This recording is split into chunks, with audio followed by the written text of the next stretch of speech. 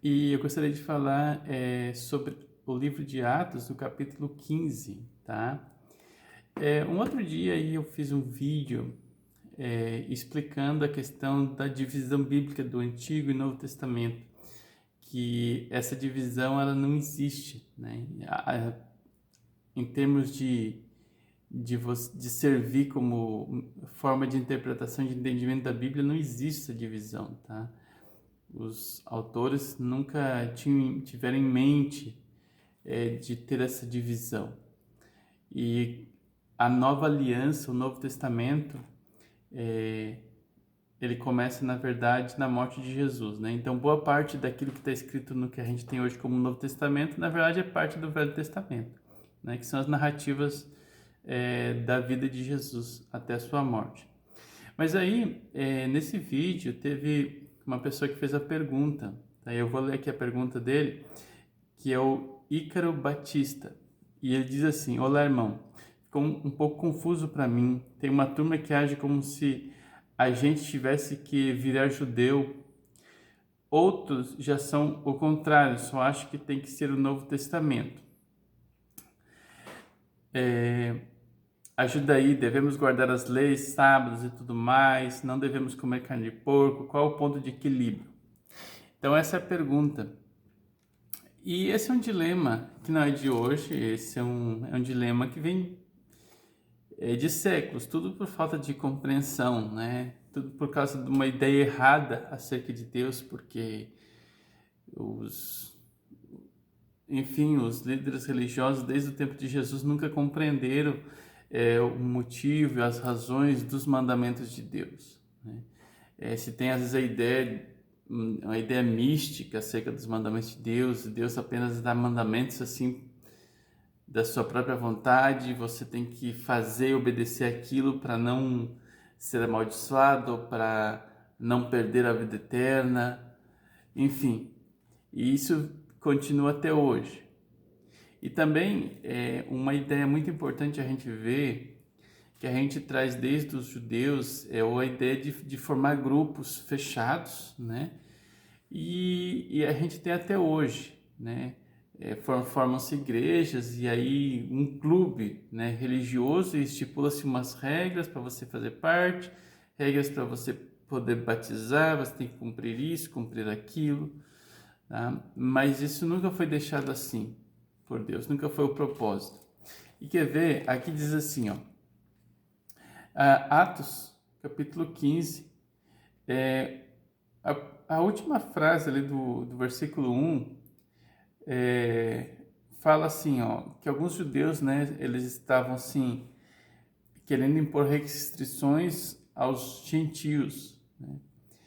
E aí eu vou ler todo o versículo 1, diz assim, ó, alguns homens desceram da Judéia para Antioquia e passaram a ensinar aos irmãos, ensinar assim, ó, se vocês não forem circuncidados conforme o costume ensinado por Moisés, não poderão ser salvos. Tá? Então isso aqui é uma coisa muito séria, muito crítica, né? Porque realmente eles criam na necessidade de circuncidar para a salvação, né? Na verdade, a circuncisão nem foi um mandamento da lei de Moisés mesmo, foi um mandamento que Deus deu a Abraão, né? E depois Moisés ensinou o costume de se circuncidar. Mas isso era uma questão mais tribal e era uma questão do povo em si, né? De uma distinção. Mas a verdadeira circuncisão que Deus queria era do coração, né? Que ele se convertesse, tivesse o coração circuncidado, para então estar verdadeiramente separado no coração, não apenas com uma marca exterior, né? E aí tem vários outros textos que Paulo fala sobre isso. Mas aqui continua, aqui tem um problema, e aí teve o famoso concílio de Jerusalém, que eles foram lá para resolver essa questão. Daí aqui no versículo 5, fala que eles já estavam na reunião, e aí levantou-se lá um fariseu, né, e ele diz assim, é necessário circuncidá-los, exigir deles que obedeçam à lei de Moisés, né? E aí eles estavam com essa questão. Aí no versículo 8 diz assim, ó, Deus que conhece os corações, que é Pedro, né? Pedro se levanta e ele fala, demonstrou que os aceitou, dando-lhes o Espírito Santo, como antes nos tinha concedido. Ele não fez distinção alguma entre nós e eles, visto que purificou os seus corações pela fé. Então aqui vem aquela questão que já não tinha, já não, nem Cristo, Paulo que fala, né, em Cristo não é judeu, não é grego, não é, né, rico, pobre, todos somos um em Cristo. Mas infelizmente até hoje as pessoas ficam fazendo divisão e criando clubismo religioso, separatismo, rotulando, né? Eu sou desse, eu sou daquilo, eu sou melhor, eu sou o igreja verdadeira. Isso aí não tem nem menor significado, no menor sentido. Em Cristo não há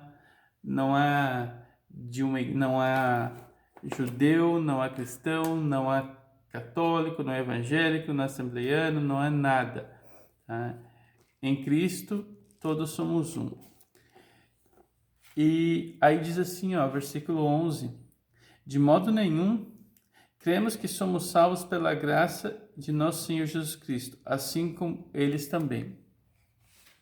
Ok? Então aqui está falando que todos são salvos pela graça, não é por ser circuncido ou não, circuncidado ou não. Aí depois Tiago toma a palavra, né, e fala mais algumas coisas.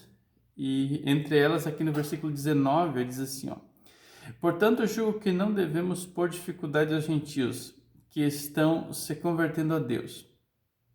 Ao contrário, devemos escrever a eles, dizendo-lhes que se abstenham de comidas contaminadas pelos ídolos, da imoralidade sexual, da carne de animais estrangulados e do sangue.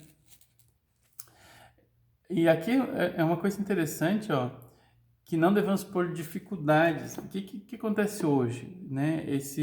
Nas igrejas cristãs, legalistas, põe dificuldade nas pessoas que se achegam, dizem, né? Você não pode fazer isso, você não pode cortar cabelo, não pode usar brinco, não pode pôr maquiagem, não pode beber isso, não pode beber aquilo. Ficam colocando restrições e dificuldade nas pessoas, como se isso fosse necessário para a salvação, que não é. E aí diz assim, ó. Então aqui a gente não tem todos os detalhes de quais eram as coisas, né, que estavam mais assim pertinentes, né? A gente viu que eles falaram da circuncisão e daí depois fala que aí no versículo 27, ó, diz assim: aí eles escreveram uma carta, né?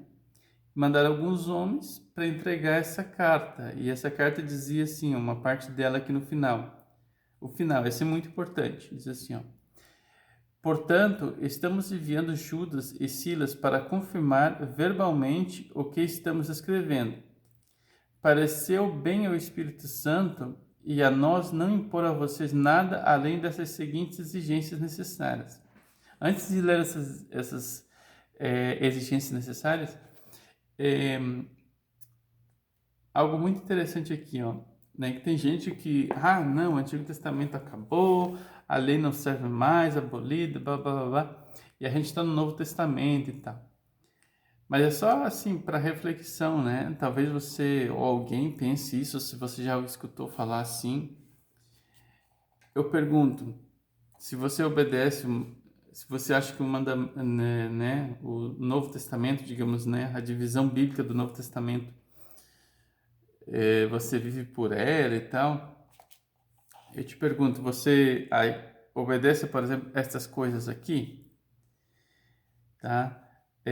Isso é só para refletir. Não estou dizendo que você tem que obedecer, mas é só para você pensar que de repente você fala uma coisa, mas apenas repetindo, como um papagaio, né? Que repete as coisas, as ideias sem conhecer.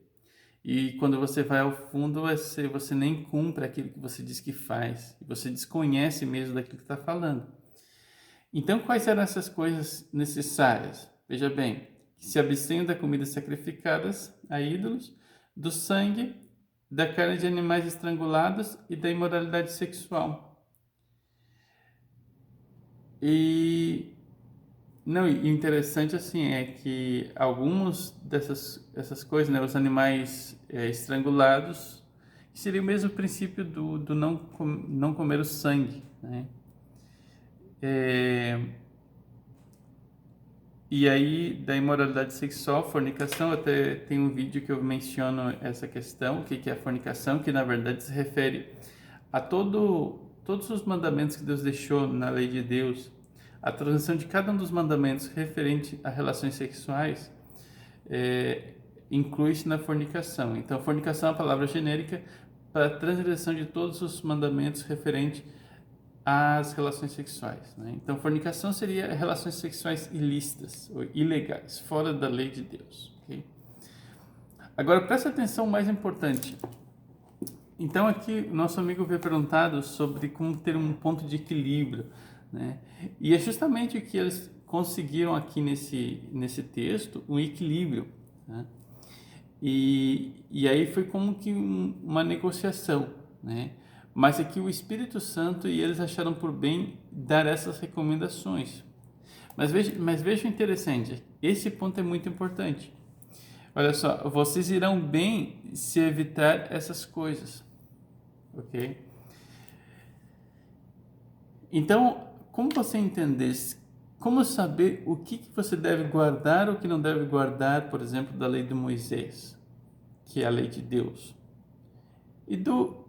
e dos conselhos ou recomendações ou mandamentos que estão na Escritura depois de Cristo.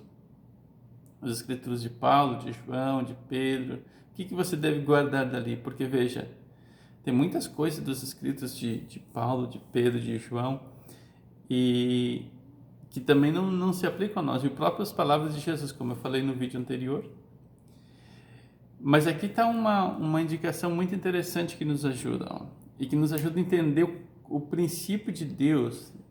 Se você entender isso, você vai entender muito sobre o que você deve fazer, o que não deve fazer, quais leis seguir, quais leis não seguir, né?